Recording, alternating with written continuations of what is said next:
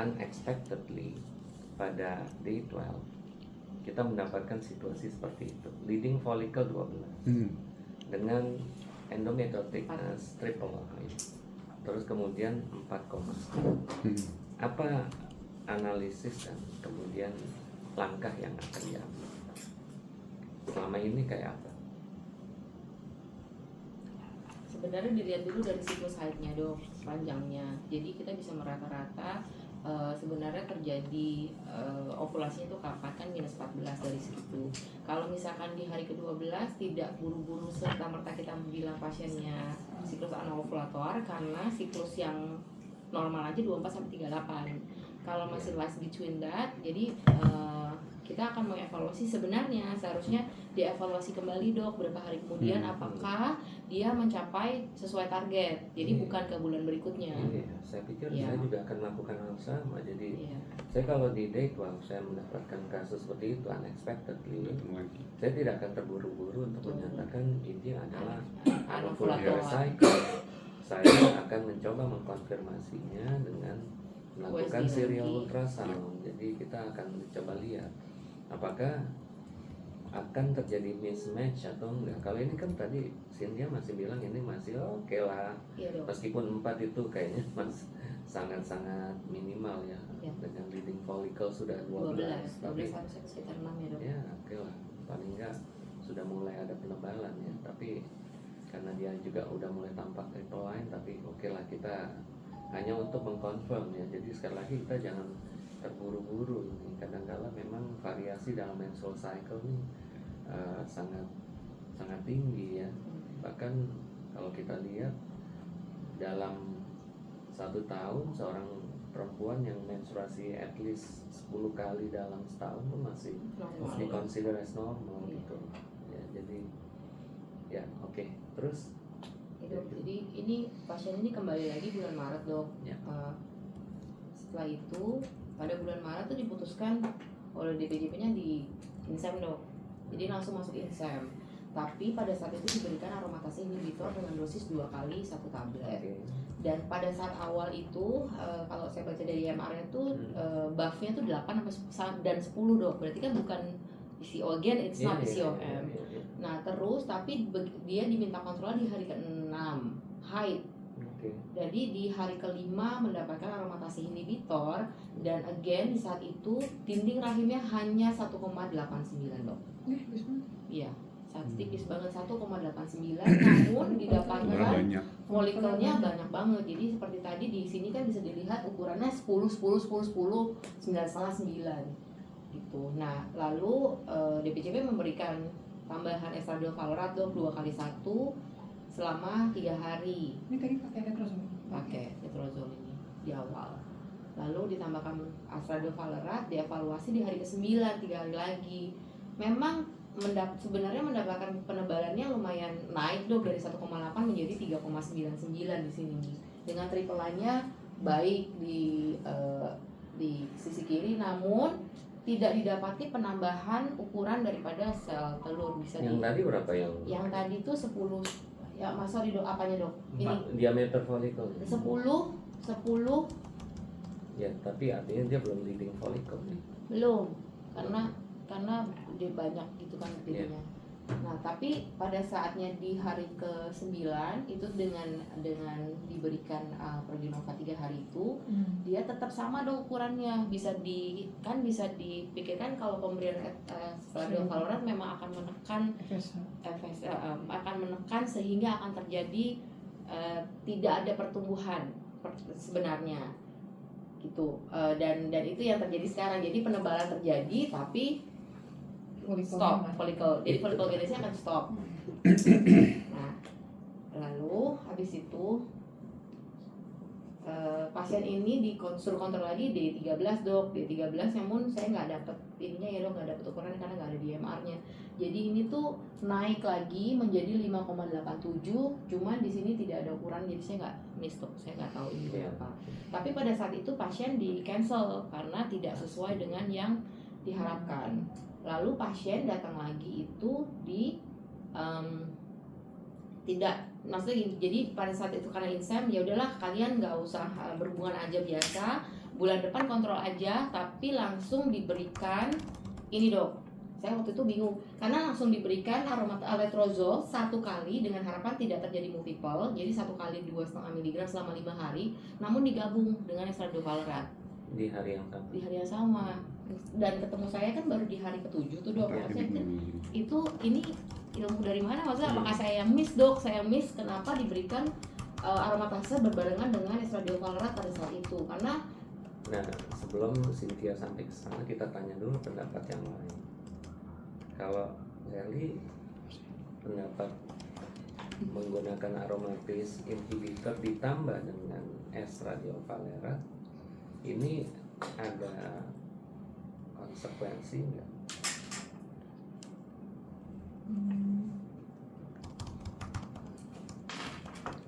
Tentu kita sebelum menjelaskan ini kita jelaskan dulu dong mekanisme kerja dari letrozole.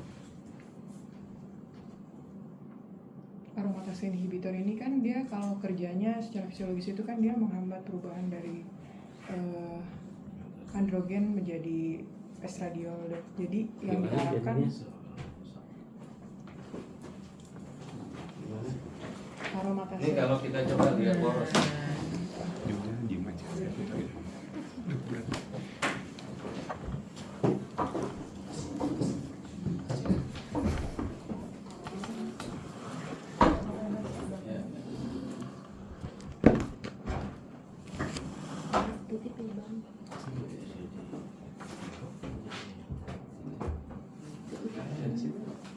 Di ovari ada apa?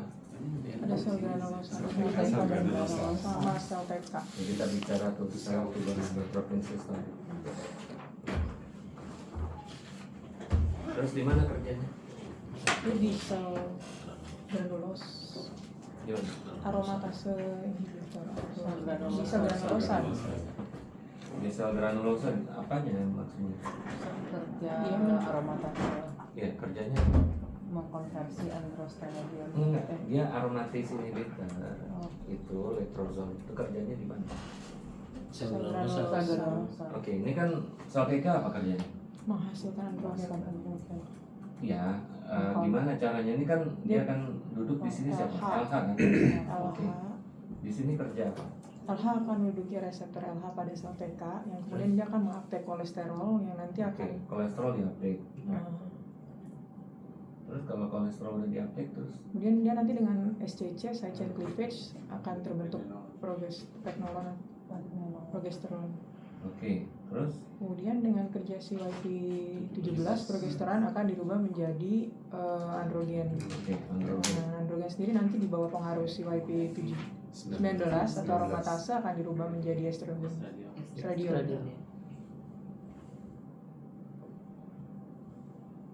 Oke, nah sekarang si letrozole itu kerjanya di mana?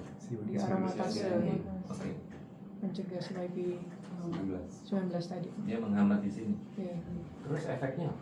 Sehingga estradiol yang dihasilkan akan turun, jadi tidak ada feedback ke FSH, juga FSH pada sentral akan tetap tinggi. Estradiolnya turun, Nggak ada feedback negatif ke FSH. no feedback. Maka FSH akan semakin tinggi. FSH akan naik. Emang apa pentingnya naikin FSH? Untuk rekrutmennya makin banyak. Untuk rekrutmen folikel. Tahunya FSH ini berperan dalam rekrutmen gimana kamu? Waktu di USGD di hari ke-12 nanti dia akan ada banyak Enggak, rekrutmen itu akan terjadi kalau FSH-nya naik. naik dan lama. mengikuti fisiologis menstruasi. Dimana Lebih lama, di folikuler awal atau biasa lebih tinggi dong. Durasinya lebih lama dok jadinya. Keberadaan FSH-nya itu. Kita hanya melihat FSH. Ya,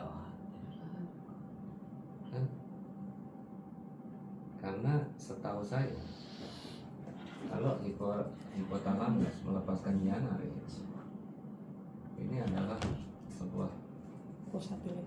regulasi yang sangat istimewa karena dia melepaskan satu sinyal bekerja pada satu sel tapi mengeluarkan 2 hormon. Yang lain nggak ada yang kayak gitu. Jadi artinya di sini kita juga bicara GnRH ini kan memicu LH.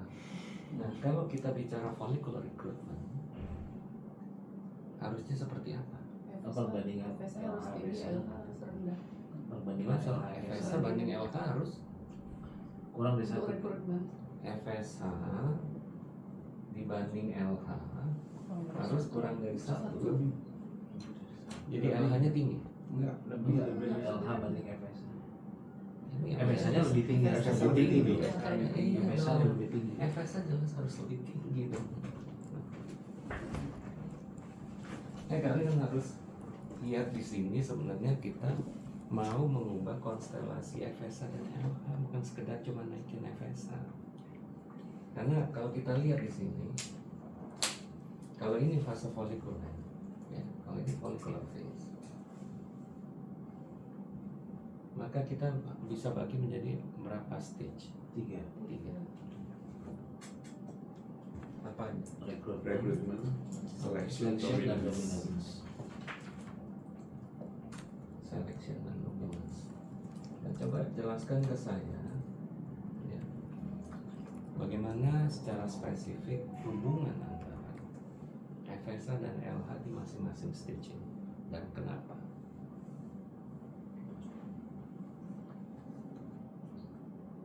Ini fisiologi folliculogenesis. Gimana, Fitri? Saat rekrutmen seperti apa FSH dan LH? LH lebih tinggi daripada FSH lebih tinggi. FSH lebih tinggi daripada Kalian lihat ya, katakanlah ini yang merah ini FSH, maka ini FSH. Ya. Jadi FSH lebih tinggi dari LH. Oke. Ini FSH, ini LH. Oke. Terus apa yang terjadi kalau ada FSH dan LH seperti ini?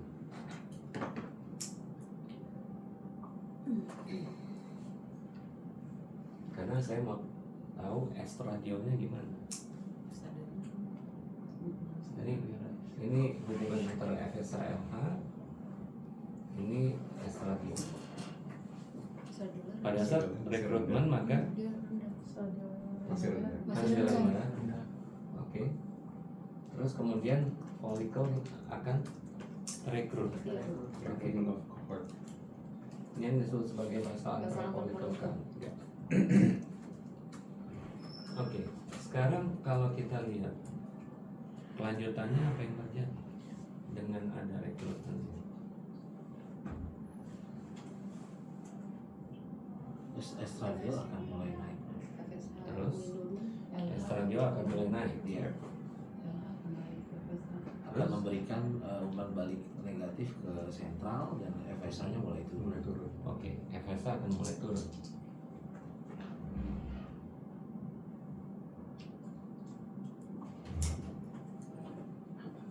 Terus kemudian E2 akan mulai naik. E2 naik.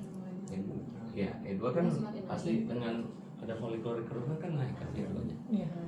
Ada saat Oke.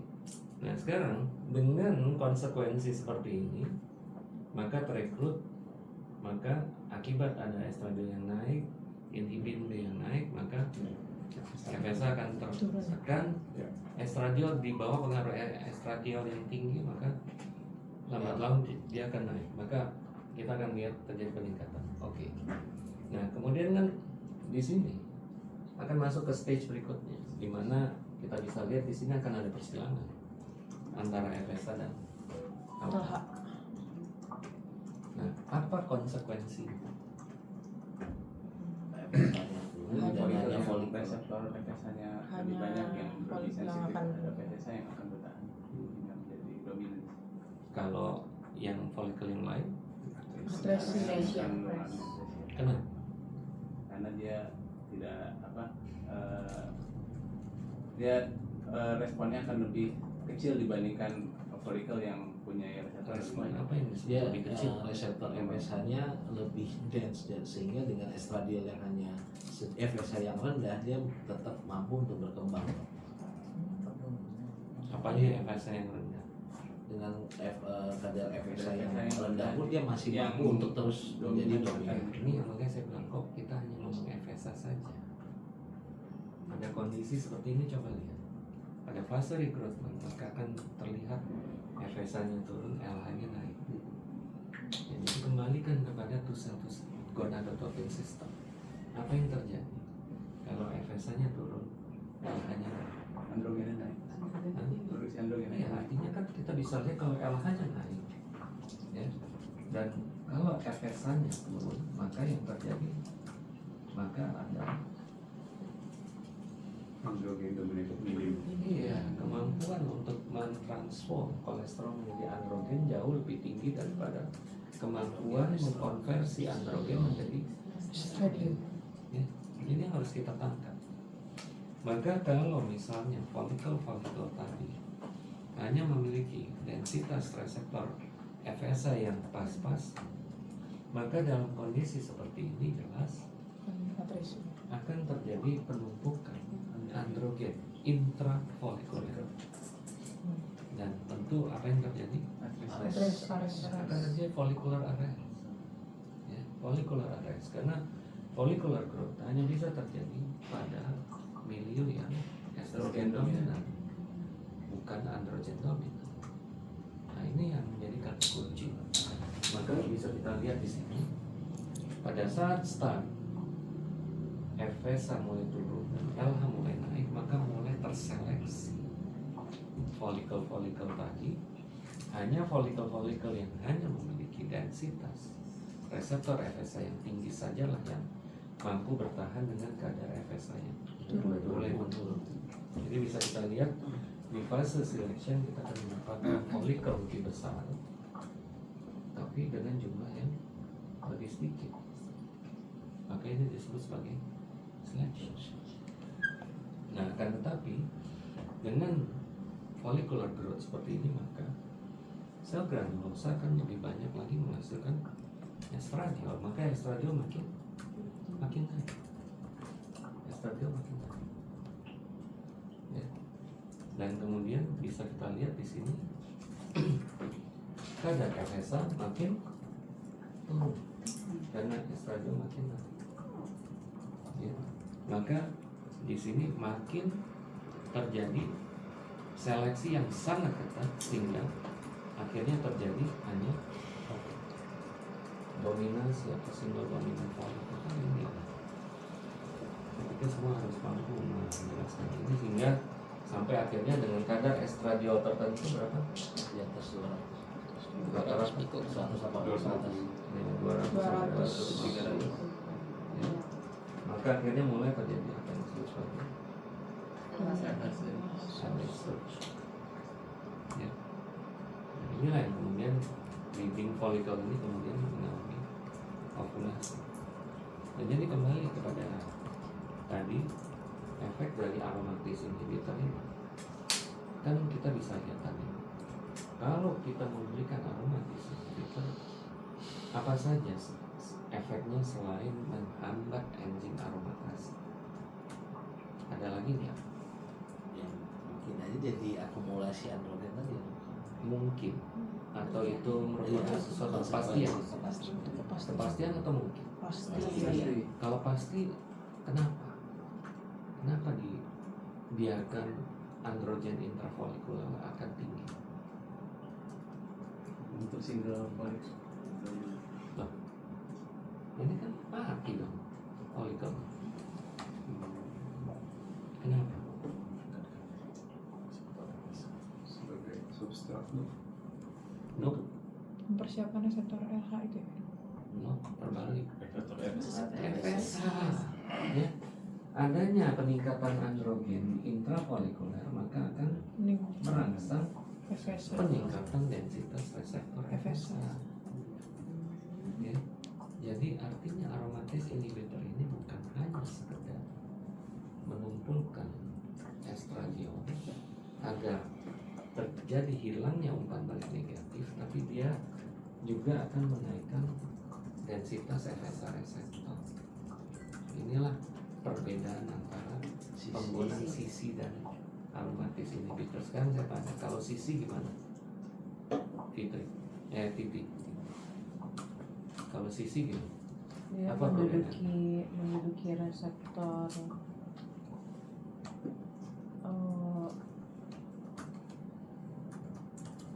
kompetitif selektif estrogen reseptor kompetitif gitu Iya, tapi di mana? di sel granulosa. Sel granulosa. Jadi Di reseptor estrogen iya di mana? di sentral. Di sentral. Terus kalau misalnya di sini ada estrogen reseptor lalu diduduki oleh sisi, terus apa yang terjadi?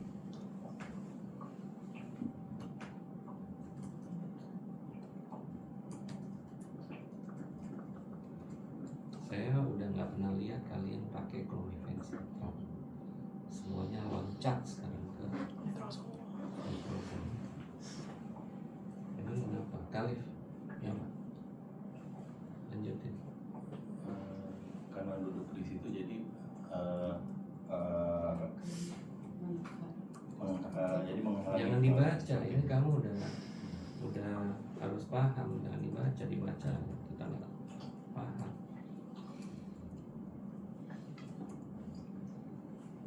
Fitri, Dia akan menghilangkan feedback negatif estrogen terhadap FSA dok.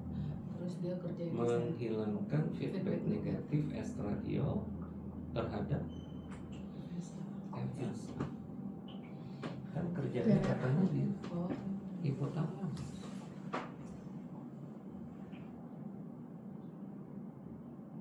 Enggak. Clomifencitral itu obat apa sih namanya? Serum. Asal itu. Kalau kamu bisa ngomong ini SERM, apa artinya?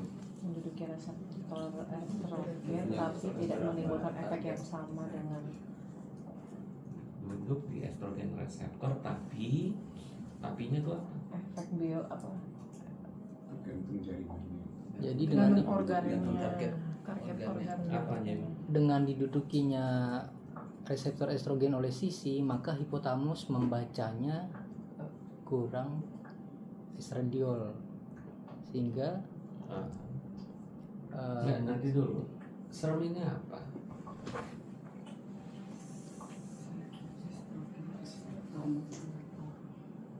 Kan kamu bilang clomifencitral ini kompetitif SERM. dokter.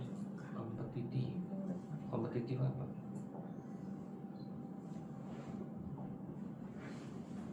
Jadi Serum itu selektif estrogen reseptor modulator. Jadi dia singkatannya. Jadi dia tergantung dari target organnya. Jadi satu di target organ tertentu, misalnya kayak di hipotalamus dia akan bersifat inhibitor. Tapi kalau di organ lain, bisa contohnya di endometrium, di organ lain dia bisa bersifat apa namanya?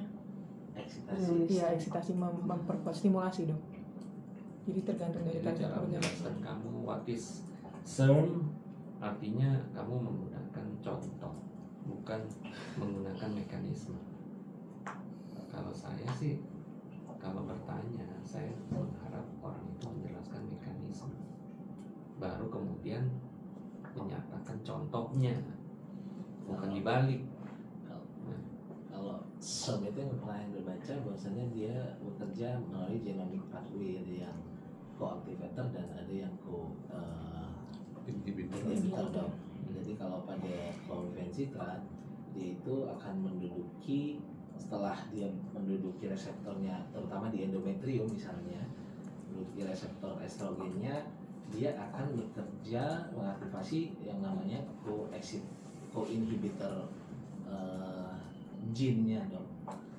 Sehingga makanya kenapa efeknya itu adalah inhibisi sehingga endometriumnya lebih tipis. Tapi kalau kerja di hipotalamus dia menduduki sentral reseptor estrogen sehingga tubuh akan membaca tidak ada estrogen sehingga FSH akan dihasilkan lebih tinggi.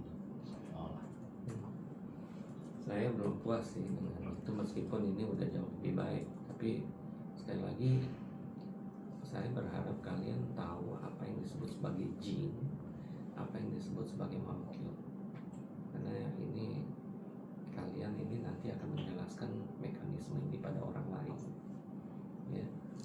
Jadi kembali kepada steroid mechanism of action. Kayak gimana steroid mechanism of action?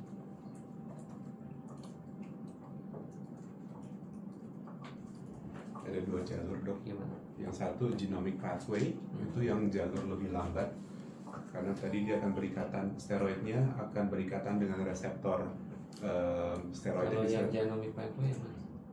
yang slow, yang berikatan dengan reseptor pada sitoplasma dibawa ke nukleus. Oke, gimana caranya? Ini misalnya katakanlah estradiol. Ya. Ini gue terpaksa ke basic lagi. Nah ini estradiol terus Estradiol dia kan steroid hormon, jadi ada lipid sehingga dia bisa diffuse melalui membrane sel. oke. Dia bisa masuk melalui phospholipid bilayer Ya. karena dia adalah steroid hormon. Oke. Nah, terus kemudian Ada reseptornya di sitoplasma dok. ada reseptor estradiol di sini. Ya. Tadinya berikatan dengan HSP, tapi akan disosiasi dulu dari HSP-nya, heat shock Jadi protein. HSP-nya akan lepas. Ya. Oke. Setelah itu baru akan dibawa ke dalam nukleus, Ke dalam nukleus. baru nanti akan mulai transcription dok. Ini ada rantai DNA. Ya. Di mana dia akan duduk Promotor gene. di gene promoter. Oke. Dan setelah dia duduk di gene promoter, maka apa yang terjadi? Transkripsi. Really? Ini yang makanya saya bilang tergantung dia tergantung dia Jadi berasosiasi kata berasosiasi dengan yang ekstasi atau yang ko-aktivator Activator atau ko-inhibitor. ya, jadi ini pada saat kompleks estrogen dan estrogen reseptor ini datang, maka ini either karena ini tissue spesifik maka dia akan berikatan dengan co-stimulatory molecule atau co-inhibitory molecule, bukan gene, co-stimulatory molecule atau co-inhibitor. Nah, kalau dia co-stimulatory molecule maka efeknya adalah agonis. Ya, kita harus terbiasa menggunakan istilah itu. Ya, agonis. Kalau ini udah pasti antagonis. Makanya kalau kita bicara SERM, jadi kita bisa menyatakan bahwa ini adalah sebuah substance yang apabila berikatan dengan sebuah estrogen reseptor yang bersifat tissue spesifik, maka dia akan menimbulkan sebuah mekanisme yang spesifik. Kalau dia berikatan dengan co-stimulator molecule, maka dia akan memberikan efek agonistik. Tapi kalau sebaliknya dia berikatan dengan co-inhibitory molecule, maka dia akan bersifat antagonistik. Dan selalu kita contoh yang paling bagus adalah clomiphene citrate. Karena kalau kita lihat clomiphene citrate dengan duduk di reseptor estrogen di sentral, maka efeknya apa jadi Jim? Dia di situ efeknya agonis atau antagonis? Antagonis. Hah? Antagonis. Antagonis. Jadi apa efeknya kalau dia antagonis? Apa efeknya?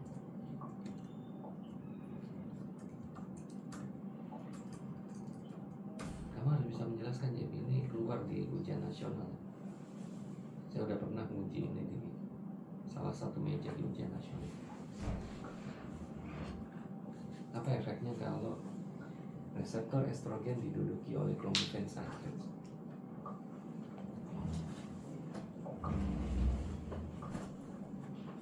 Kalian Dia akan memblok memblok di hipotalamus sehingga menganggap bahwa kadar estrogen itu rendah. Jadi dia akan memproduksi FSH. Iya, kita belum sampai ke situ dong. Yang jelas dia kalau antagonis maka dia memblok respon dari adanya estrogen. Jadi terkesan bahwa estrogen itu tidak ada. Dan ini akan menimbulkan apa kan kalau estrogen dianggap tidak ada? Rangsang untuk produksi FSH. Jadi tend to produce more FSH kan? Ya. Ya. Nah, itu yang terjadi pada clomiphene citrate. Jadi dia mainnya di Sentral. Kalau aromatis inhibitor mainnya di peripheral. Oke.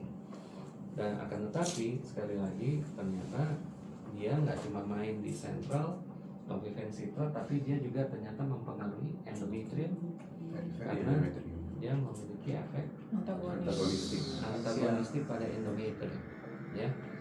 Nah sekarang pertanyaannya, ya, kalau pada clomiphene citrate ya, dengan aromatis inhibitor, perbedaannya selain tadi mechanism of actionnya, apalagi ini keluar di uji ya. Ya itu manipulasi sama Semuanya akan Bisa pengen lebih melakukan monoovulation, itu persamaan. Apa perbedaan clomiphene citrate dan AI? waktu larutnya. Half life. Kenapa Fitri berbicara half life? lebih panjang. panjang daripada aromatis. Yang mana yang lebih panjang? Kenapa clomiphene lebih panjang? Iya ada N ada Z yang pendek itu yang panjang itu N yang pendek Z gitu. Balik ya yang panjang N yang panjang Ya, Z, saya nggak yang pendek mempermasalahan N. itu. Yang penting kalian tahu bahwa clomiphene citrate terdiri dari dua komponen, yaitu N-clomiphene dan Z-clomiphene. Ya, salah satu dari komponen tadi memiliki half life yang panjang. Nah, apa konsekuensi dari half life yang panjang pada clomiphene citrate in terms of the use of clomiphene citrate? Apa konsekuensinya? Kamu tahu bahwa clomiphene citrate ini punya dua komponen, ada N dan Z-clomiphene.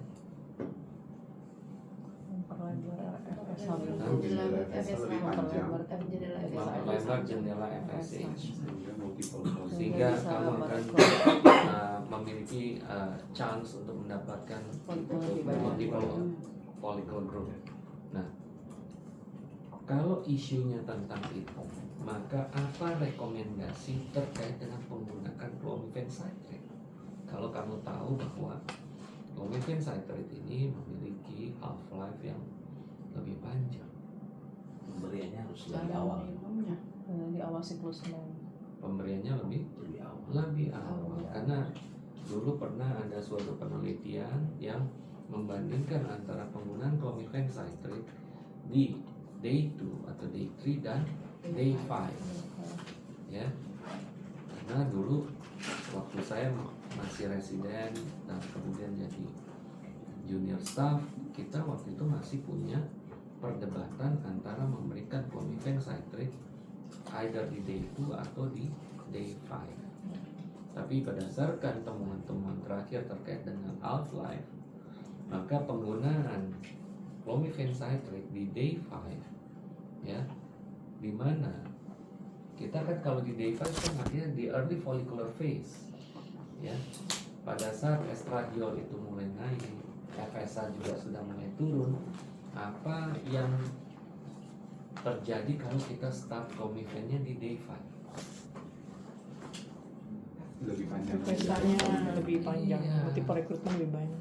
Dia akan duduk di hipotalamus, padahal estradiol lagi naik-naiknya. Waktu estradiol lagi naik-naiknya, dia duduk di hipotalamus, seperti menghilangkan efek dari estradiol yang lagi jalan. FSH-nya padahal sudah mulai menukik turun. Gara-gara itu Naik lagi. makin melandai lagi dan mulai naik lagi. Jadi artinya apa yang terjadi? Lebih banyak, multiple recruitmentnya lebih banyak. Hah? Follicle yang Iya, recruitment lebih enggak. banyak. Sebelum sampai ke sana akan terjadi pemanjangan FSH window. jendela FSH. Karena FSH ini kan punya dua indikator, Threshold sama dan Window. Ya. Kalau kita bicara threshold, kita bicara masalah recruitment. Kalau bicara window, kita bicara masalah cell action. Jadi artinya dalam hal ini karena window diperpanjang, maka kita menyebabkan apa? Iya ya, artinya mengakibatkan apa?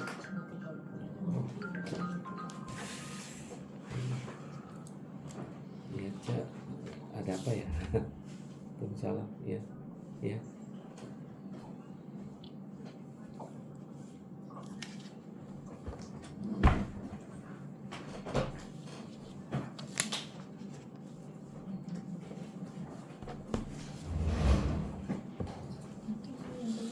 Gara-gara baju macet. Mati. Oh ya HP lo modal pagi 3%. Lupa dicas maklum. Oh, sini belum. Macet. Oh udah absen. Kasih ya cantik. Oh, nama aku di situ. Tak perlu kau cakap datang apa yang kau mau. Ini Pak. Tinggal dikedip aja tahu ya. Emang ada kau kedip? Ada barusan. Nggak nengok pun aku. Sama aku Kurang sipit besar ya. matamu. Sama sipit ya. Pak. Yang N lebih pendek ya? N lebih pendek, N lebih zoom, lebih panjang. Zoom. N kan ada N pendek, N pendek. Nah, gitu. Endek. Pendek. Pendek. Panjang. Panjang. Panjang. Tapi yang tadi nggak penting dihafal deh, gue lupa kayaknya. N, zoom. Itu ada persentase. Apa? Jerapah. Ada. Persentasenya kan ada. Lehernya panjang. Jerapah Nggak tuh nyambung. tapi nggak zujira. Bukan zurapa, Z bukan. Z. Bukan ya? Zoo itu kebun binatang loh. Maksa ya. Zurapa. N 68%, zoom 62%. Zoom 38. Nggak penting. 38. Nggak penting. 62, 38. Jangan dihafal. Oh, ada teman. Tapi kan dia suka bilang gitu, jangan dihafal. Itu angka. Sama kayak duit harus dihafal angka. Betul. Jangan dihafal. Bikin dari Palembang gimana Palembang? Contohnya nggak bisa. Palembang gimana Palembang? Kok pasti gebukin? Oh iya benar. Oh iya itu. Yang gebukin siapa? Yang gebukin siapa? Ini orang. Ajudan maknya, Supir maknya. supir maknya sama orang-orang itu, orang-orang maknya. Lu kagak tahu ceritanya? Enggak. Dia kena jaga koas pas lagi libur panjang Natal ini. Nggak ada Dia libur. ngadu ke emaknya nggak terima, chief. Emaknya ya. Emaknya nggak terima, chief. Tasnya diajak ketemu di restoran. Koas nih tapi bukan presiden. Jadi chief kelompoknya doang yang jalan jaga. Mati aja. Terus digebukin. Gebukin ajudan. Supir. Sopirnya itu mungkin. Terus Gila kan? Mungkin dia mau Natalan nggak? diperkarakan Ini kali nggak? Ya Emin koas jaga juga, koas ngapain sih kalau jaga zaman sekarang? Kayaknya gue residen aja lebaran di rumah Presiden sakit. kita ada juga gitu. Ya anak sekarang kan beda. Presiden. Oh, asal presiden sih? Jaganya jelas kan saya nggak apa-apa. Makanya saya betul sama. Oh iya. Ada presiden. Iya. Abaikan. Apa kan? Jadi apa? Enggak apa-apa. Apa dok? Day 1, day 5 ya. Jadi itu terkait dengan itu Jendela. jendela. Jadi ini kita jadi nanti kalian bukannya nggak boleh menggunakan clomiphene citrate ya. Siapa bilang? Clomiphene citrate masih menjadi salah satu hal yang bisa dilakukan. Ya kita bisa lihat di Kanto Ladies Clinic di Tokyo, mereka masih menggunakan clomiphene citrate untuk bahkan untuk IVF, minimal stimulation. Jadi saya pikir jangan meninggalkan sama sekali clomiphene citrate ya. Nah, jadi yang penting kita tahu ininya. Oke, tadi kita sudah jelas efeknya tadi ya, enclomiphene, zuclomiphene. Nah, keuntungan dari aromatase inhibitor dia half life-nya sangat pendek, jadi kemungkinan untuk terjadi multiple juga sangat-sangat rendah ya. Oke, baik, apa lagi ya? Jadi apa sih kunci keberhasilan dari induksi ovulasi ini? Kalau kita lihat bahwa initially pasien kan datang dalam keadaan siklus anovulasi. Biasanya kalau kita lihat situasi hormonalnya yang kita ekspektasi kayak gimana sih kalau siklus anovulasi? Ya perbandingan FSH yang tadi tuh. Ya, jadi artinya bisa kita lihat bahwa pada siklus anovulasi pasti kadar LH-nya dibanding FSH-nya pasti sama. Nah, kalau LH-nya lebih tinggi atau kita lihat LFR-nya di sini di atas 1, maka bisa kita lihat gimana mau terjadi rekrut. LFR-nya aja begini. Makanya konsep dari induksi ovulasi adalah naikin FSH atau nurunin LH. Jangan salah ya. Nah, kalau kita mau overcome LH, maka kita harus tahu juga kekuatan kita. Seberapa banyak FSH yang bisa kita naikin dengan menggunakan aromatase inhibitor atau clomiphene. Artinya kan kita rely on endogenous FSH, ya kan? Nah, sekarang kita juga realistis. Makanya sebelum kita melakukan induksi ovulasi, baiknya kita juga lihat dulu ini LH-nya melebihi ceilingnya berapa tinggi. Karena kan dikatakan kalau LH ini melewati ceiling, maka tentu kan bisa kita lihat di sini ya, berapa ceiling kita? 1,5. Ceiling atas 7 kan? 7 Sini atas. LH, ceiling LH 7. Kalau saya biasanya 7 juga. Sini bawah 1,5. Iya. Saya biasa juga LH ceiling itu sekitar 7 ya. Nah, jadi artinya kalau kita dapetin LH-nya 30 misalnya ya, atau 28, FSH-nya cuma 4 MIU atau 5 MIU. Waduh, ini yang mau kita lawan ini raksasa ya. Kalau kita mau naikin FSH endogenous dengan aromatase inhibitor sama clomiphene citrate, ya kemungkinan nggak nendang lah istilahnya. Jadi artinya dalam kondisi hipersekresi LH seperti itu, ada baiknya kita down regulasi. iya tekan LH dulu ya, sebelum kita start naikin FSH. Atau langsung dikasih FSH dosis tinggi ya? Iya, kalau kamu mau mainnya biayanya mahal boleh. Kamu langsung main rekombinan. Iya, melawan LA yang tinggi segini. Tapi di sisi lain penggunaan FSH terlalu tinggi itu membuat banyak granul dan fragmentasi pada sitoplasma granulosanya. Jadi nggak bagus juga kalau kita langsung jebret terlalu tinggi. Jadi kayak memaksa, jadi dia banyak kualitasnya nggak bagus. Jadi emang ada baiknya diturunkan dulu. Terkait pasien ini kan selain itu problemnya endometrium ya dok? Ya enggak, kita tadi lagi bahas untuk ini kan pemilihan pertama dalam induksi ovulasinya adalah menggunakan aromatase inhibitor. Nah, saya kembali kepada prinsip ya. Pasien ini diberikan aromatase inhibitor kan tidak memberikan respon yang baik. Nah, ini sebenarnya merupakan kelanjutan dari pertanyaan dari kaitan perbedaan AI dan CC. Nah, kalau CC kita anggap gagal, itu definisinya apa?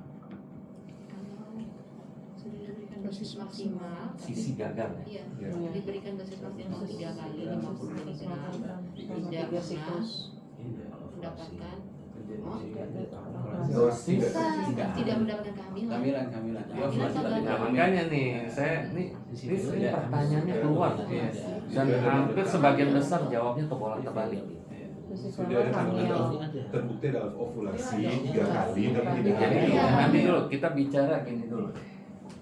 Kita bicara dose, ovulation, ovulation, pregnancy. Nah, mendingan kayak gitu deh. Ini guidance ya. Kalau kita ngomong CC failure, dose itu matters.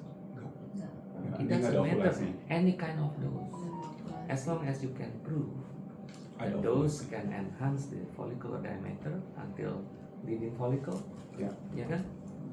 Itu no problem. Ya. Jadi dose it doesn't matter. Ya. Dan kemudian terjadi leading follicle dan ovulasi kan? Ya. Itu resisten. Itu yang lulus. Nah, leading follicle dan ovulasi ini positif, tapi pregnancy-nya tetap negatif dan sudah dilakukan 3 kali. jadi ada satu lagi ya cycle. Jadi ini maksimum adalah 3 kali, ya kan? Nah ini yang kita harus pahami ya. Jadi misalnya 50 mg leading follicle jalan, ovulasi jelas, hamil enggak, 3 kali dilakukan sisi failure. Kalau sisi resisten sudah terjadi Dosis 150. jadi maksudnya 150 itu artinya the highest ya, the highest 150 mg leading follicle ada nggak? Tidak ada. Maka ovulasi juga nggak ada dong. Ya. Oh ini nggak ada, boro-boro pregnancy. Dan ini cycle-nya berapa? 3 juga. maksimal 3 kali itu dok. 3 kali itu 3 kali. Dari 50 ke 100 ke 150. Harus 3 kali juga. Gitu. Iya. Ngapain? dosis tertinggi. Kalau Dosis udah 2 tertinggi, kali berarti dan 1 nggak kali ada aja. respon, Dosis tertinggi dok. Iya dosis Dosis tertinggi. tertinggi. Apakah kita harus 3 kali pulang? Enggak. Maksudnya Jadi kalau dengan sekarang dosis Tapi kan tertinggi naikin itu dok. sampai nggak bisa juga udah resisten kan? Ya iya. Jadi ini cukup 1 kali aja bukan? Kalau 150 mg udah 1 kali. Nggak ada juga Nggak ada follicle berkembang. resisten. Ya ngapain kita ulang lagi? Iya kan? Oh iya maksudnya itu. Iya kan? Iya. Maksudnya 3 cycle itu 50, cycle pertama 50, 150, ya. cycle kedua 100, Iya. cycle ketiga 150. 150. Dan kan dari 50 gagal naik 100, Iya. 100 gagal naik 150, 150 gagal selesai. Jadi in total, tapi maksudnya dosis 150 mg cukup sekali, maka nah ini yang kita sebut sisi resisten. Nah biasanya kalau misalnya sisi failure, biasanya faktor apa yang seringkali disalahkan? LH. Yang sering disalahkan apa? Kalau sisi failure, Oh, failure. failure, Endometrium. endometrium biasanya. Ya. Ini pasti pertanyaannya endometriumnya gimana? Ya. Pertanyaannya endometriumnya gimana? Nah jadi artinya saya cuma mau ngasih lihat di sini bahwa biasanya yang mempermasalahkan endometrium itu biasanya adalah clomiphene karena dia bersifat serm dan dia bersifat antagonistik pada endometrium. Nah sekarang pada kasus yang tadi kita diskusikan, ya permasalahannya ada di mana kira-kira? Endometrium. Are you sure? Sama follicle-nya yang Follicle-nya nggak terlalu berfungsi. Nah itu makanya saya bilang karena endometrium ini kan target organ. follicle-nya juga masih. Target organ itu hanya patuh karena ada signal yang keluar dari ovari, ya kan? Dia kan nggak mandiri. Jadi artinya saya pikir saya belum menyalahkan endometrium. Sekarang follicle-nya gimana? Ya. Jadi udah dicek. Misalnya follicle-nya baru, sestra 2 tuh udah dicek. Belum itu nanti belum pasti belum sampai. Nah itu kan belum nyampe sana kan? Belum nyampe. Belum nyampe. Oke. Nah jadi tadi endpointnya kan baru sampai Dok. dia gagal, terus kembali ke natural cycle. Iya. Day 12, Iya. leading follicle cuma 12 mili, Itu di awal 4 dok. mili, triple line. Ada cerita berikutnya nggak? Ada dok. Oke, kita Tapi sebentar dok, bentar. Ya. Jadi saya pernah diskusi dok. Jadi Ya. kalau pada endometrium yang tipis, jadi kita tidak kan pilihannya berarti bukan clomiphene tapi lebih ke aromatase inhibitor. Cuman ada yang berpendapat bahwa apabila kita memberikan aromatase inhibitor dengan dosis maksimal dengan 2 kali, sebenarnya akan juga membuat ini rahim tipis, tapi tidak pada 1 kali. Itu kenapa dok? Maksudnya saya nggak bisa bikin apa sih. Maksudnya saya kenapa? nggak pernah dengar malah statement itu. Kenapa baru dengar? Kalau ada efek ini nggak sih dok? Efek lokal dari aromatase inhibitor pada estrogen yang ada pada endometrium berpengaruh juga nggak dok? Sekali lagi, Milieu androgennya. endometrium itu adalah target organ. Dia tidak mengaromatisasi. Kalaupun dia ada aromatase lokal, seperti kita kan pernah dengar di kasus endometriosis, Endometriosis, ya. that's fine. Tapi at the end tetap endometrium itu target organ yang mengikuti apa yang dilepaskan oleh ovarium. Iya kan? Jadi sebelum kita menyalahkan endometrium, makanya saya bilang, coba kita nilai dulu apa yang terjadi di ovarium. Tapi hal itu tapi kalau dia nggak endometriosis, dia berlaku juga nggak sih dok? Kan kita suka ngasih kadang-kadang aromatase inhibitor pada endometriosis, dan kita lihat juga efek pada endometriumnya ada juga dok. Iya, Kalau tapi nggak, menurut saya nggak sih, Dok? itu kan waktu itu kan penelitiannya kenapa penderita endometriosis ini kok survivalnya sangat hebat dibandingkan dengan near endometriosis. Ini kan karena kan kita berbicara tentang how the endometrium survive when retrograde menstruation happen, ya kan? Nah, salah satu teori yang menyatakan bahwa ada kemampuan melakukan sintesis de novo yang menyebabkan pada saat dia terlempar keluar dari normal environmentnya, dia masih bisa survive. Nah, disitulah keistimewaan endometrium dari penderita endometriosis. Ya. Jadi tidak berlaku pada endometrium. Saya bilang, saya pikir nggak berlaku di endometrium normal. di orang endometrium normal. Nah, sekarang jadi tadi kita baru sampai tahapan, wah ini udah day 12, diameter nggak besar, endometrium juga masih relatif tipis. Ada cerita lanjutan? Mungkin tadi bisa dikomentari juga dok, yang tadi begitu mulai start stimulasi langsung dikasih Iya. Valerat dok. Tadi Cynthia sudah concern juga nih. Tadi makanya saya mengingatkan kembali terkait dengan mekanisme rekrutmen selection dan dominans itu nggak make sense lah. Memberikan estradiol di fase folikuler awal ini Jadi nggak dapet. Ya, karena bisa kita lihat di sini. Kita justru menginginkan kadar estradiol di sini rendah agar FSH-nya ini naik. Iya, gue pikir yang baru, gue pikir kan Mungkin dia berharap pas minum endometrium aja. Harapannya, usaha. Mesti folikuler media kali. Jadi ini dok, jadi waktu itu kan datangnya hari ke-7 dok. Waktu saya evaluasi itu ternyata dinding rahimnya 5 mili. Ini kecil dengan adanya yang paling besar tuh 8 mili dok. Lalu abis itu saya minta lihat, jadi saya minta LH tes aja dok sama dia dok. Maksudnya saya pengen tahu kan sebenarnya ini akan jatuh di kapan prediksinya. Jadi pada saat LH tes tuh dia bilang pada mulai positifnya tuh 20 malam tapi dok. Oh, ini diikutin terus? Diikutin, saya ikutin karena kan ini pos ini dok. Saya pengen tahu kan sebenarnya dengan ini tuh nanti dengan udah turun ke 1 kali dia akan mencapai folikel yang LH oke. tesnya ini urin kan? Urin dok. Urin. Terus kemudian LH tes urin aja. Jadi LH tes urin saya ikutin. Jadi dia bilang dia positif di hari ke-20 mens. Tapi samar yang itu dimana sejak hari keberapa Cynthia melakukan monitoring terhadap LH? Monitoring LH dimulai dari hari ke-12 dok. Oh, mulai hari ke-12. Iya. Dan di hari ke-12 ultrasoundnya seperti apa? Oh, saya enggak itu dok. Oh, enggak melakukan ultrasound. Enggak. Oh. Saya nggak minta itu. Soalnya agak spekulatif karena kita nggak tahu gimana perkembangan folikelnya.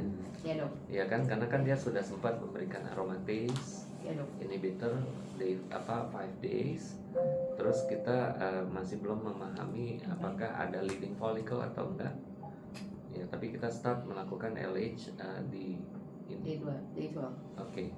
Jadi Day 12 itu jadi dia tuh hari ke-20-nya malamnya sama, 21 siang udah jelas. Hari ke-22-nya dia berkontrol dok. Dalam siklus yang sama ya dok itu ya. Tapi ternyata dia naik dok 7,22, cuman udah ada korpuskular di sini dok. Oke, ini di day 21 ya? Day 22. Oh, day 22. Day 22 jelas LH-nya naik. Yes. 21-nya naik. Tapi ini baru yang keras naiknya. Harus keras dok. Jadi kan samar dok. Samar dia tuh soalnya di WA itu sih. Jadi samar malamnya 21-nya jelas banget, udah kayak tespek 2 garis jelas. Dia nggak bisa kontrol 21, dia baru datang 22. Tapi nggak ada masalah juga sih karena kan udah pecah. Pada saat pada saat dia keras, apa artinya? Jamie? Pada saat LH tes keras, artinya apa?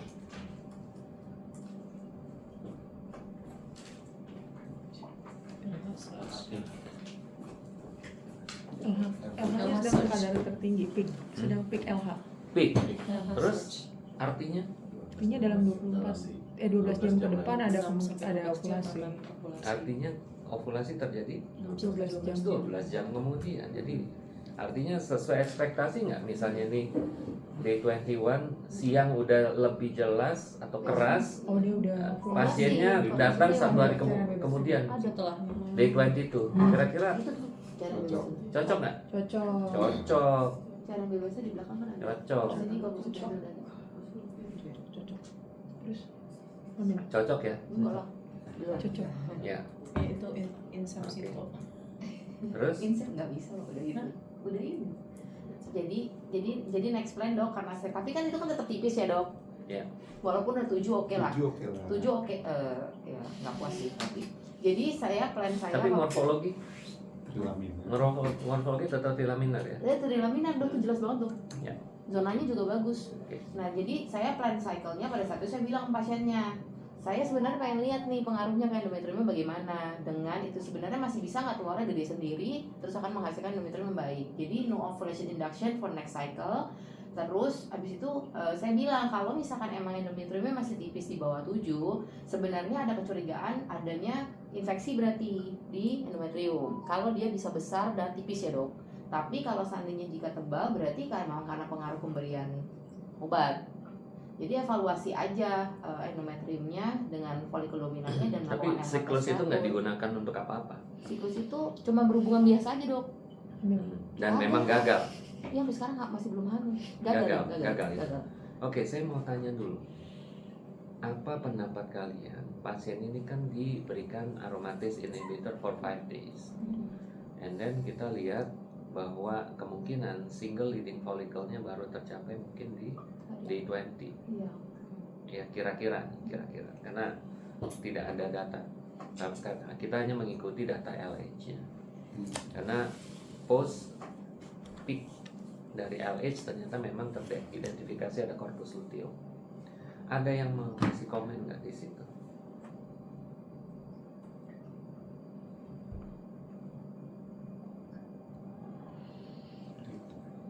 Fase folikulernya lebih panjang.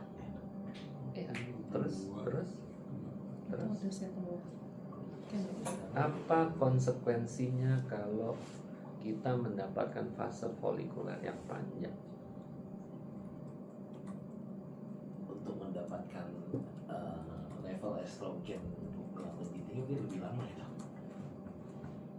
Enggak, kira-kira apa yang kita bisa analisis dari situasi itu? Mungkin kita yang pertama bisa memberikan obatnya lebih panjang kalau menurut kita ya dok. Enggak, ini kan sudah terjadi. Oh. Kita sedang menganalisis sebuah kejadian nih.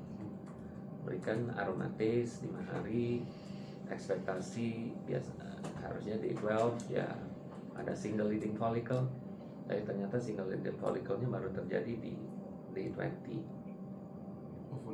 Ovulasi di day 21 atau day 22. Ya. Kalau saya boleh berpendapat, Ya. Dok, kalau di ovulasi day 21 day 22 dengan estimasi usia korpus luteum 14 hari, saya tambahkan tuh mungkin sekitar 36 hari, sebetulnya masih dalam range cycle normal. Dok. Iya. Iya. Tapi kan permasalahan dia pakai AI. Kalau dia Iya. pakai itu harusnya kan mempercepat. Oke, berarti kalau pakai AI dengan dia tetap masih delayed seperti itu, berarti kita pikirkan apakah ada masalah dari producing estradiolnya, kualitas dari oosit-nya yang membuat dia LE2-nya susah naik sehingga konsekuensi lonjakan LH-nya belakangan, atau ya memang dari awal diskrepansi antara LFR-nya ini dok yang memang belum dievaluasi gitu. Signal sentralnya atau produknya ini yang salah di mana? LHFSA-nya dia 2 sama 4. LH2 fase 4. Jadi Darel sudah mulai melihat ada potensi masalahnya ada di mana? Oositnya. Oocyte. Sel granulosa. oocyte atau follicle? Follicle. Karena ini beda nih antara oocyte dengan follicle. Follicle.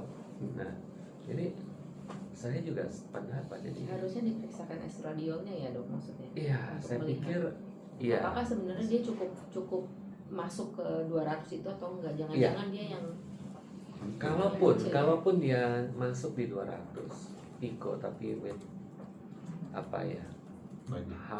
High effort Ya. sampai 20 hari oh ya. baru terjadi single leading follicle, menurut saya apakah ini the best follicle that we have? Saya pikir ini bukan the best follicle. Kayak orang kayak Tapi menopause nggak ya. bisa cek dengan Granulosanya AMH jadi inhibinnya kualitasnya. rendah gitu. Saya Enggak. pernah punya kasus Memanjang. kayak gini, mau insem dok, terus saya suruh berhubungan aja, malamnya hamil dok. Nah, gini, kita sulit untuk menggunakan Betul, case betul. report di dalam ini. Kita lihat teori dulu. Ya, kita lihat teori dulu. Kalau misalnya hamil atau enggak itu istilahnya ya kayak orang berjudi ya. Iya. Ya, itu Saya kalau Iya, bicara iya. kualitas oosit kan mungkin ya, kita belum bilang kualitas oocyte. Ini makanya saya tanya nih, Follicle. pendapat kamu.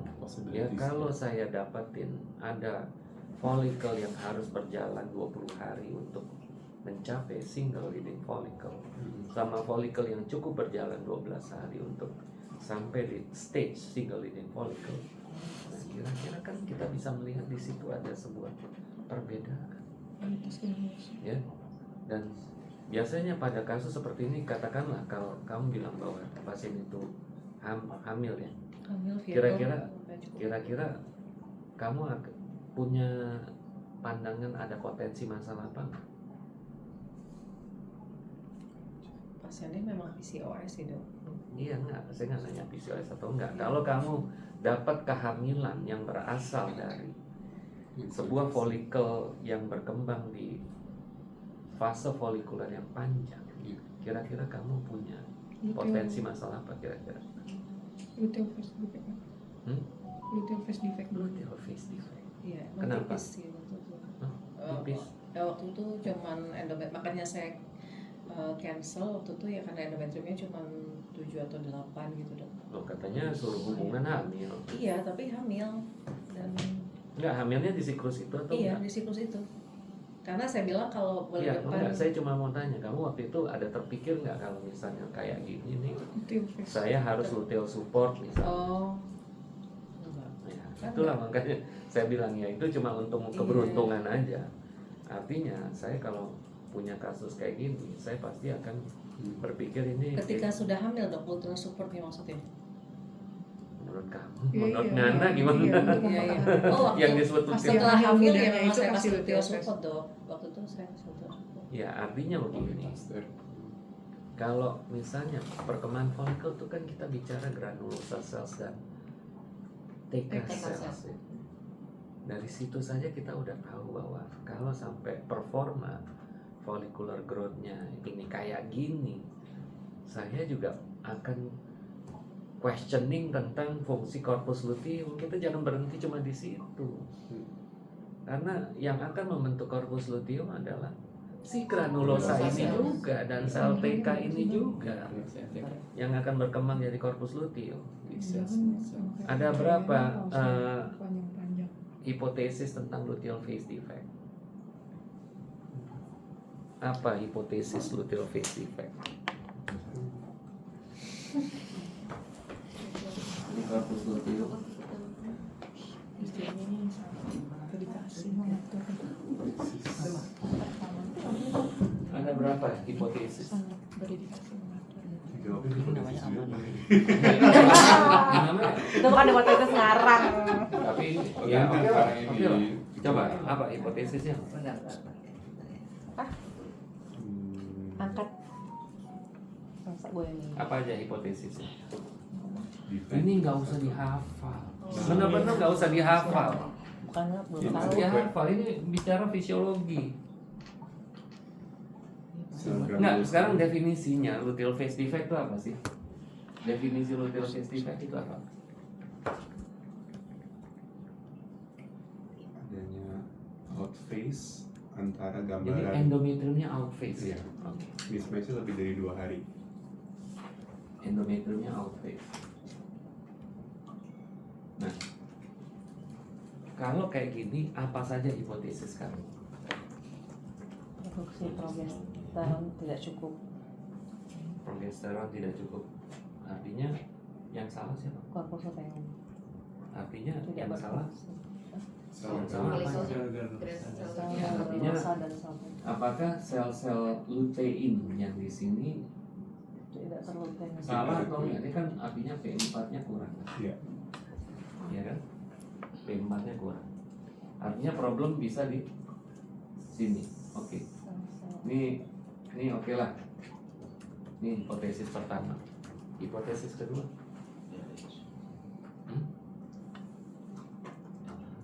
Gonadotropin. Indra ragu-ragu banget kan?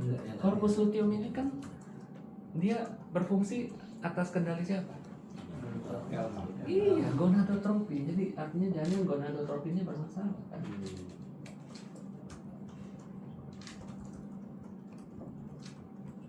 Apalagi? Reseptor. Hah? Reseptor Di mana? di endometrium. Iya, jadi endometriumnya. Makanya saya bilang ini bukan sesuatu yang penting. Harus interaksinya, ya. Korpus luteum ini tujuan menghasilkan progesteron. Ya. Kalau sampai progesteronnya rendah, endometriumnya jelek, ya iyalah. Endometrium kan ikut perintah. Progesteronnya jelek, ya endometriumnya jelek. Ya. Tapi kalau progesteronnya normal, ya bisa aja kan. Progesteronnya normal, endometriumnya jelek. Bisa. Problemnya di mana? Iya, endometriumnya bermasalah. Ya kan? Jadi kita membuktikan. Jadi kita lihat nih ada 2 bagian besar di sini untuk menganalisis luteal phase defect. Apakah problem di endometrium atau problemnya di ovarium dan sentral? Karena kan kita di sini agak susah juga untuk membedakannya. Ya, yang penting kita kalau mendapatkan data progesteron mid luteal berapa minimal progesteron? 10. Bagus ya. Bagusnya 20. Yang the best adalah minimal 10 dan 10.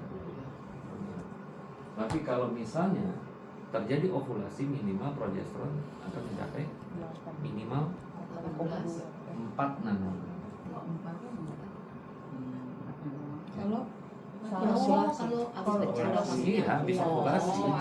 Enggak, untuk membuktikan ovulasi. iya, Telah iya. terjadi ovulasi minimal 4 nanogram. Tapi kalau yang memiliki prediksi bahwa ini akan berujung dengan baik maksudnya. hamil, ya. Karena kan kita pengen tahu kadang endometrium ini nggak bagus, apakah karena problem progesteron, apakah tidak ovulasi. Nah, kita kan harus punya apa istilahnya determining ini dong, indikator. Nah, jadi memang minimal progesteron 10 nanogram. Ini kan yang sering dipakai juga di apa evaluasi progesteron fat kan. Iya. Bagus. Maksimal juga. Ya, matiin aja. Digeser ke merah. Dapat itu dapat hadiah dari bank. Hah? Dari bank dapat hadiah nanti dok. Alah, bullshit. Selamat pagi. Maka dari Kemenkes. Jangan ngomong gitu. Rezekinya bukan dari undian. Nah, kira-kira gitu ya. Nah, jadi kita harus tahu misalnya luteal phase defect juga harus tahu kira-kira seperti itu. Pastinya tiap pagi dulu. Sorry? Maksudnya terus masuk cycle sih belum? Udah masuk. Tapi ada ininya. Ntar belum lagi. Terus dok, dia Terus lost gimana? to follow up dok. Jadi pasien itu baru balik lagi Agustus. Cuma Juni dan Juli beliau itu pergi ke dokter lain sebenarnya tanpa apapun ya dok. Ya. USG di luar kota itu ternyata terdapat folikul dominan 18 mili tapi di hari Tetap di 20. D20 ya? Yes, tetap di hari 20. Dengan endometriumnya sudah lumayan bagus, triplenya 7,5 mili. Nah di Juli dia kontrolnya dia mencoba untuk melihat di D13 Masih ternyata tetap kecil, jadi dia memang cenderungnya di D20 gitu dok. Nah terus dia datang lagi waktu itu tuh dengan Agustus itu mens tanggal 31 Juli D13 again di sini itu 12,5 dok ininya folikelnya, dan ini triple lainnya juga baik di sini. Terus karena masih ini ya dok, karena sebenarnya masih 13 dok, saya minta kontrol lagi nih. Nah ini kan ada follow up ini dok. Nah tapi di sini justru ada nih di D15 itu dia naik, dia dini rahimnya ke 8,83 dengan folikel dominan 18. Nah di sini baru saya cekin estradiol dok, karena saya mau tahu kan sebenarnya berapa. Ini estradiolnya itu, bentar saya lihatin. Jadi estradiolnya pada saat ini 481. Berapa? 481. Ada berapa? Nggak pakai obat? Tanpa obat. Oh. 481. Folikelnya tinggi berapa? Jadi kan ini kan tanggal 15 kan, ini tanggal 15. Nah ini tapi LH-nya dok saat itu sudah 53. Itu tanpa stimulasi ya? Tanpa stimulasi. Ini tanpa stimulasi. Jadi AI-nya tanpa stimulasi ya, insem tanpa stimulasi. Karena dia bisa udahlah dok, mumpung kayak gitu gue mau insem aja nih. Akhirnya dia diberikan HCG juga kak? Hah? LH-nya udah 53 dok, jadi saya waktu itu nggak saya trigger, nggak itu, karena tuh akan jadi saya insemnya justru besoknya. Oh malah besoknya? Tapi ini kan enggak dok. Berapa sih kadar? Memang harusnya di kadar LH berapa? Berapa kadar LH? LH 53. Bukan yang kira-kira tidak perlu di-trigger. Yang tidak perlu di-trigger, kalau yang tidak perlu di-trigger LH kalau Masih rendah. Oh, ya masih rendah. Enggak, kalau nggak salah pernah ada grafik dari Kato yang memprediksi berapa jam ovulasi akan terjadi di kadar berapa gitu. Ada. Kalau di Spero Sekarang ada emang? ada di sini. Hah? Oh yang Ada di ovulation. Spero kadar ininya LH-nya. Kayaknya ada juga grafiknya tapi nggak ada angka. Bilang sakit tapi saya ini ya. Coba gitu bayarnya separuh harga berarti. Apa? Bayarnya separuh harga. Tapi Transfer sperma doang. Tapi tiap 2 hari kontrol. Tapi ini gagal lagi ya dok. Oh gagal. Ini gagal lagi. Karena ini gagal lagi, jadi saya pikir. Enggak, soalnya kira-kira kenapa gagalnya kalau menurut Cynthia? Makanya saya mau explore ke spermanya dok sebenarnya dok. Kalau misalnya ada kemungkinan outphase nggak dengan estradiol yang begitu tinggi? Enggak. Karena kan dia kan supraphysiological estradiol ya, karena kan juga seringkali kan di dalam kontrol ovarian hyperstimulation kan juga selalu isunya kan terkait dengan supraphysiological estradiol yang dapat memicu endometrial outphase. Seharusnya nggak cek ya? Enggak, aku nggak cek. Tapi di sini kan masih oke dong. Maksudnya kalau outphase itu kan sebenarnya kan akan kelihatan di gambar USG-nya dok. Expecting sih seperti itu tentunya ya, tapi kita nggak tahu yang terjadi secara Biasanya histologis apakah akan terjadi sebuah perubahan yang signifikan. Tapi itu ya agak over expectation kok. 400. 400. Iya bisa aja ya kan. Apalagi jadinya dindingnya jadi tebal jadinya kan. Jadi enggak Tapi bisa juga apakah memang dia butuh estradiol yang tinggi untuk menebalkan endometrium. Bisa juga. Tapi ini gagal lagi dong. Gagal lagi. Karena gagal lagi, jadi saya berpikir coba deh. Karena kan ini udah berulang ya dok. Jadi total dia melakukan induksi ovulasi itu sudah 9 kali.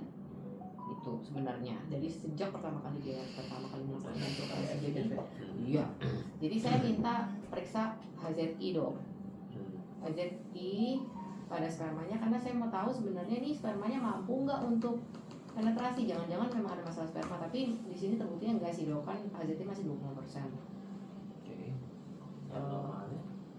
Normalnya di bawah 30% dong. Itu di atas 30 misalnya. Enggak. Kalau di atas 30%, di atas sama dengan 30%. Itu kan masih 20%, tapi ini kan ini ada aware nggak sih hemizona essay-nya apa fitted? Hah? Katanya hahaha ya, ditanya apa? Nggak tahu kemana. Katanya untuk kemampuan penetrasi. Gimana caranya? Dia men-challenge-nya dengan apa? Kali? Nggak, jelasin deh Sin. Ya dok, jadi hemizona assay ini dia mengambil sperma dari pasiennya, itu habis itu dicuci seperti preparat insem, Habis itu akan ditanding dengan spermanya orang yang sudah punya anak. Lalu habis itu dilihat kemampuannya untuk penetrasi. Jadi kita mempersiapkan si zona cangkang telur dari pasien lain yang melakukan OPU, lalu kita bandingkan dok. Sorry sebenarnya dia punya reference value-nya memang betul di atas sama dengan 30%, hasil dia hanya 20%, tapi masih dianggap masih bisa. Kalau yang dia dianggap sama sekali tidak bisa di bawah 10% dok. Oke, jadi ini apa pemeriksaannya udah benar-benar in vitro dan menggunakan human ya. Yes. Kalau dulu seingat saya untuk melakukan pemeriksaan zona penetration itu kayaknya belum sampai segini. Itu kan waktu itu IVF belum begitu berkembang. Bahkan kalau saya nggak salah dia menggunakan ini dari animal kalau nggak salah. Tapi ini telurnya OPU, telur bukan telur istrinya, kan dia nggak OPU, jadi telur orang lain. Tapi udah cangkangnya doang, udah. CCP-nya doang. Kan iya. Jadi sekarang ini udah dilakukan di lab embryologist ya. Yes. Jadi dicuci dong habis itu ini. Tapi waktu itu saya sudah bilang ini ternyata di bawah rata-rata ya. Jadi memang kemampuan spermanya pun dipertanyakan. Jadi jangan salahkan juga bahwa istrinya tuh ini, tapi ternyata spermanya juga ada masalah gitu. Ya. Di angka segitu dianggap masih bisa penetrasi. Walaupun masih bisa persentase dianggap. segitu. Ya, tapi masalahnya Mbak kalau sudah di seandainya bawah emang kebetulan kontrolnya tuh yang yahut banget pasti kalah lah Mbak. Karena itu kan cuma 10 kan. Itu setelah HZI itu yang dievaluasi apa? Di penetrasinya kemampuan dia masuk, bukan akan terlihat. Masuk doang. Jadi dia masuknya, ya misalkan dia diperiksa jam 6 pagi, nanti akan dievaluasi 6 jam kemudian di jam 12 itu akan dilihat berapa banyaknya sperma yang bisa masuk ke dalam tembus. Oh, berarti cuma masuk aja ya? Iya. Bukan hasil. Bukan, karena kan nggak ada intinya. Oh. Nggak ada intinya, jadi nggak akan cuma simpulan cangkang doang. Jadi masuk zona perisidal sebenarnya. Nggak lihat sampai pronukleus atau apa enggak. Ini bagus karena menurut saya ini informasi yang sangat baik karena mungkin ini bisa menjadi sebuah parameter juga untuk menjelaskan unexplained. Kan kita sering kasus unexplained apalagi ya. Ya kita mana tahu sperma nggak bisa penetrasi. Biayanya berapa? Ini 1,2. Di Yasmin udah lakukan juga nggak? Belum. Nah itu makanya menurut saya ini bagus sekali maksudnya. Artinya Mungkin kalau dari androlognya kalau misalnya dia lemah gini maksudnya dia nggak bisa nembus, sarannya apa? ICSI. Nah, itulah ini sah jadinya kamu Sah untuk melakukan IVF. Propose IVF kan orang ini bingung kenapa saya harus IVF kan misalnya semuanya normal tapi kalau bisa kita tapi ya lebih less likely dok karena kan perbandingannya cuma sedikit ya dok. Nggak butuh effort ini. Sebenarnya nggak butuh effort. Tapi sudah diedukasi dok waktu itu. Jadi saya jelaskan bahwa ini karena ada problem di tidak mencapai kehamilannya bisa karena memang pada saat itu telurnya ataupun spermanya, tapi pasiennya memilih untuk ya sudahlah kita coba lagi dok. Seberapa sering di bocah ini dilakukan? HZI dok, apabila pasien itu datang memang dengan insem gagal 2 kali dari luar ataupun kita kan di kita itu insem buy one get one ya dok. Jadi sebelum insem yang kedua buy one get one disarankan untuk melakukan ini. Tapi dengan catatan kalau tidak dilakukan back to back kan akan turun lagi tuh persentasenya. Jadi biasanya dilakukan before insem. Iya. Iya. Lebih fair buat dia dong. Iya. Ya, sehingga dia tahu bahwa are you going to carry on atau enggak. Buy one get one misalnya. 12 juga ada. Buy one get three.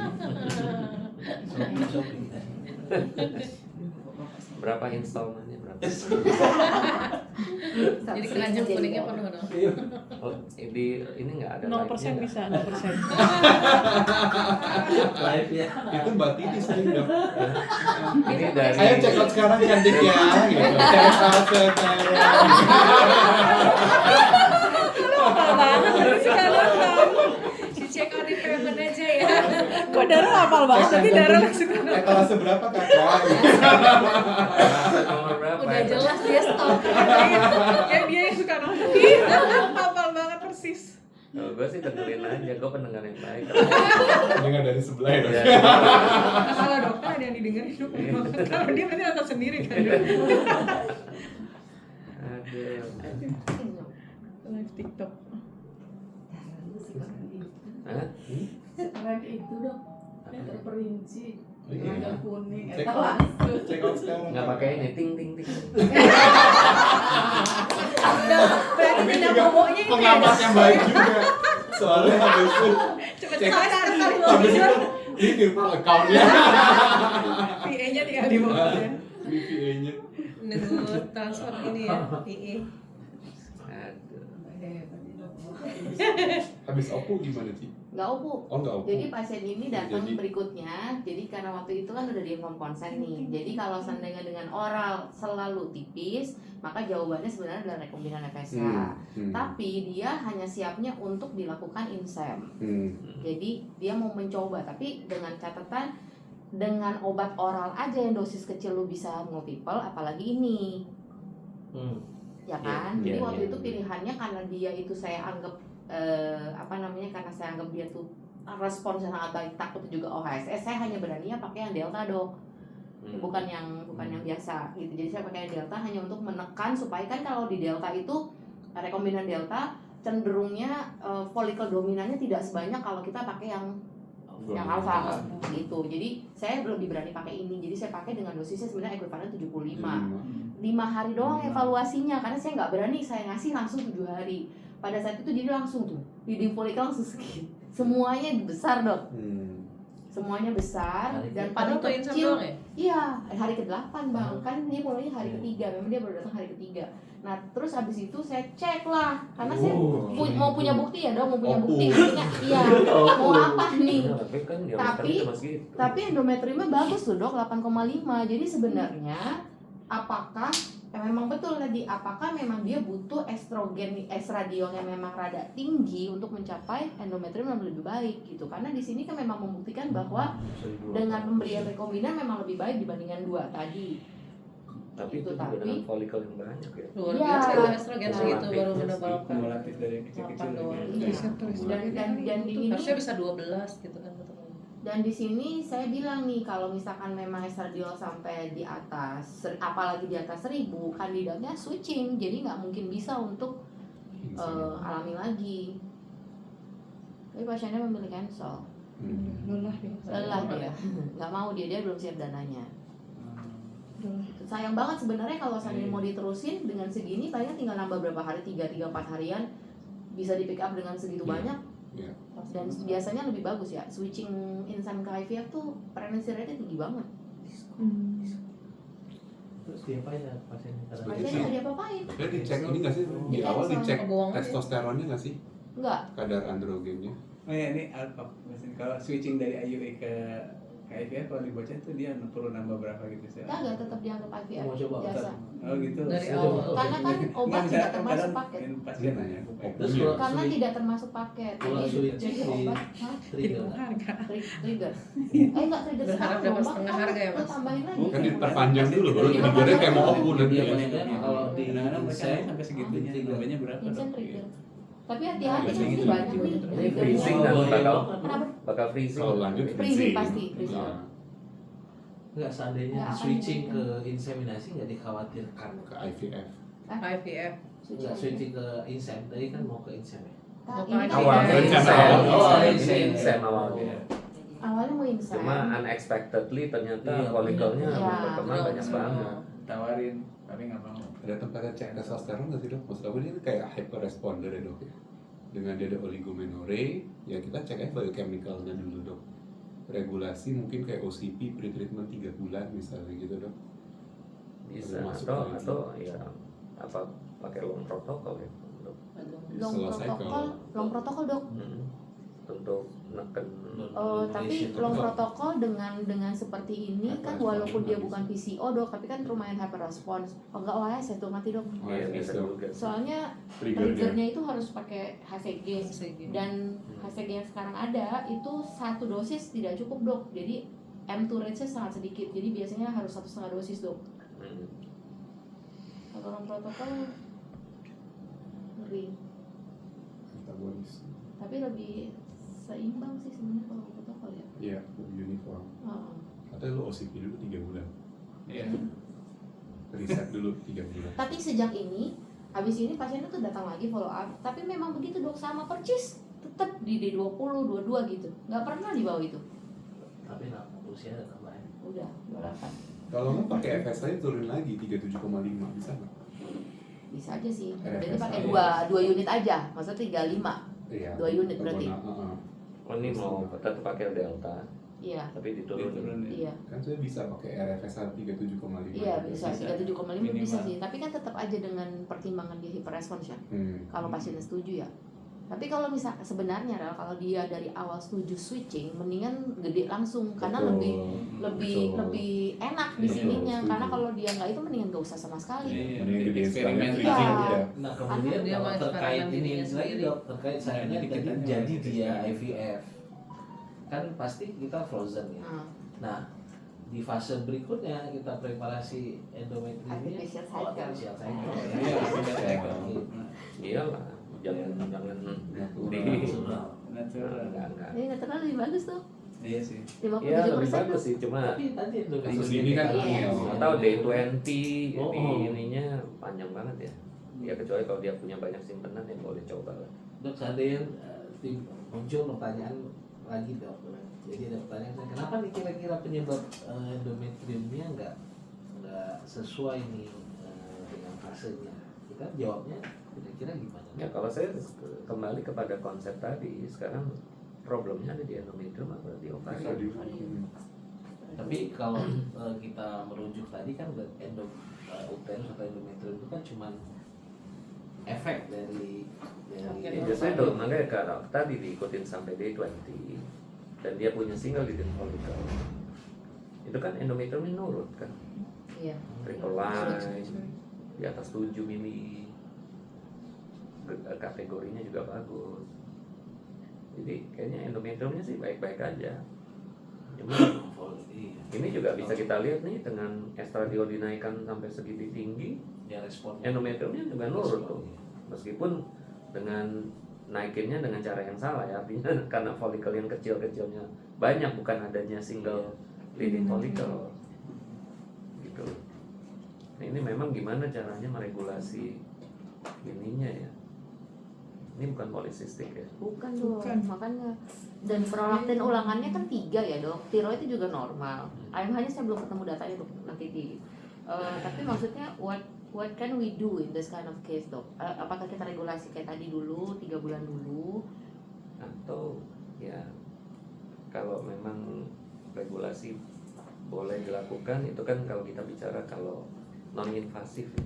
Saya lagi berpikir apa kita mempengaruhi VEGF dan lain sebagainya dengan cara melakukan apa drilling. Drilling.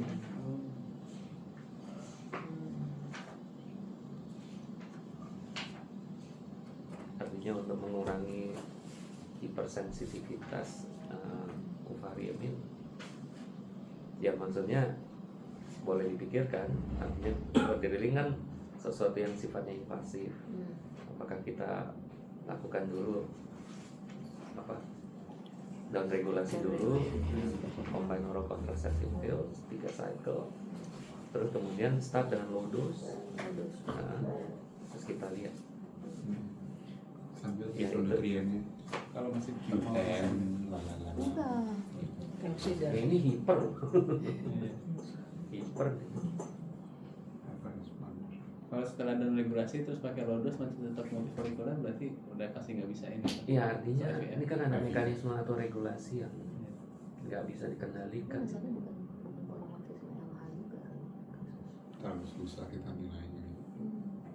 Tapi soalnya kalau polymorphisme LH lu kasih itu nggak akan ya. Ini kan kayak PCO aja, misalnya dapat folic OC 30 tapi yang bagus cuma 5 gitu kan, bisa kualitas gitu. Tapi itu polymorphisme kalau kayak gitu. Nggak tahu. Seru Ya, banget. tricky case nih, tricky Iya. case. Jadi nanti sarannya cek aja dok testosteron dok. Boleh untuk Bisa aja. dipastikan. Boleh. Testosteronnya aja. Free testosteron kalau bisa. Free testosteron. Dari kalau Kalau nggak ada, ya testosteron SHBG. sama SHBG begitu. Iya. FKI. Iya. Di Prodi kan ada langsung. Kalau Kalau Prodi bocah itu ada kerja langsung. sama itu. Prodi. Jadi kata Oh, patokan iya. FAI Bisa ini berapa langsung sih? Aku FAI. baca angka-angkanya ada referensinya gitu. Ada simbol Ada. angka ini gitu. Nggak harus satu-satu gitu. Ya. Tanya dia kerjasama Jadi sama dia sih. angkanya kok Iya, kayaknya ada dia ada langsung panel standar. free androgen index gitu. Oh. Kalau di lab lain kan satu-satu testosteron sama SHBG.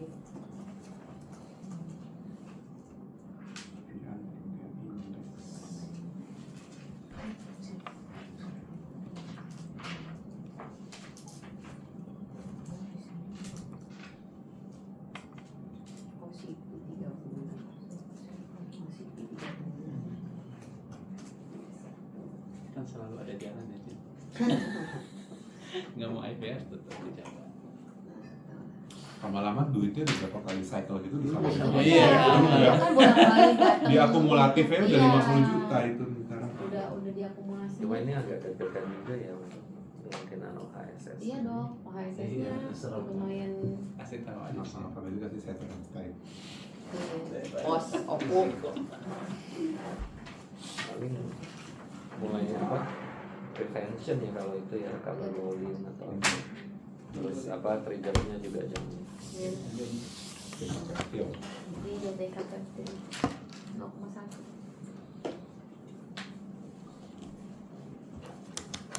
Oke, baik. Terima kasih banyak, kasusnya sangat challenging. Kita banyak belajar fisiologi juga dan inovasi. Ya inilah pentingnya kasus-kasus sulit ini, bukan untuk apa-apa ya. Mungkin kita belum tentu juga sih berhasil, tapi artinya dalam hal ini kita dia learning something dari Ini aja belum berhasil kok dok kan? Iya. Enggak, kita juga nggak harus ini juga sih. Yang penting ya berbuat yang terbaik lah. Nggak tahu mesti ngapain dok. Iya.